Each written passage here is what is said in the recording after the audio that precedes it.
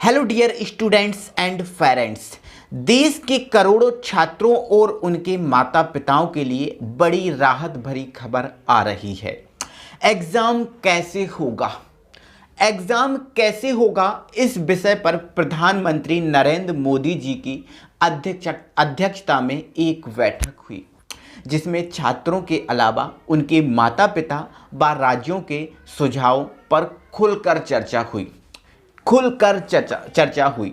Board परीक्षाओं को लेकर हुई बैठक में सरकारी अधिकारियों ने सुझाव दिया था कि 10वीं और 12वीं की परीक्षाओं को टाल देना चाहिए, लेकिन इसका कटाक्ष करते हुए हमारे माननीय प्रधानमंत्री नरेंद्र मोदी जी ने खुलकर कहा कि हम छात्रों की भलाई चाहते हैं। छात्रों की भलाई हमारे लिए सबसे ज़रूरी है और उससे भी ज़्यादा ज़रूरी हमें उनका स्वास्थ्य है। स्वास्थ्य के लिए हम सबसे पहले प्राथमिकता देते हैं।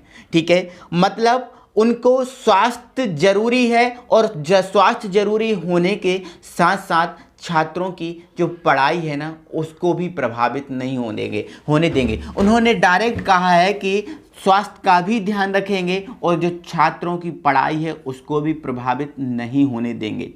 वैसे भी कोविड-19 कोरोना की वजह से छात्र पहले से ही बहुत ज़्यादा परेशान हैं, बहुत ज़्यादा असमंजस की स्थिति में हैं, तो अब आगे नहीं देंगे। तो उन्हीं की अध्यक्षता में तुरंत डिसीजन लिया गया कि 10वीं की परीक्षाएं रद्द की जाएंगी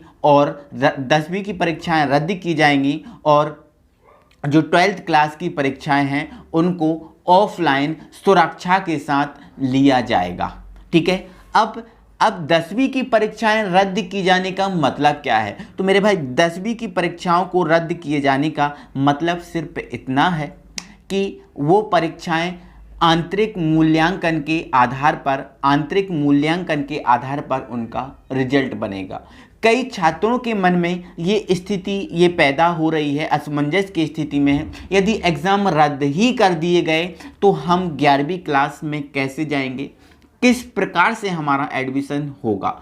तो उसके लिए आपका जो है ना एग्ज़ाम जो रिजल्ट होगा वो आंतरिक मूल्यांकन के आधार पर बनेगा। ये बात सीबीएसई से कर ली गई है। सीबीएसई ने अभी लेकिन फाइनल कोई डिसीजन नहीं लिया है कि किस आधार पर आंतरिक मूल्यांकन होगा, क्या होगा। वह आंतरिक मूल्यांकन के आधार पर इनका किया जाएगा। ठीक है, तो आई होप दोस्तों कि ये चीज़ें आपको समझ में होगी मैंने क्या बोला है। मेरा सीधा साधा मतलब है दोस्तों, 12th वालों के लिए 12th वाले पढ़ें और 10th वाले भी अपनी पढ़ाई ना छोड़ें।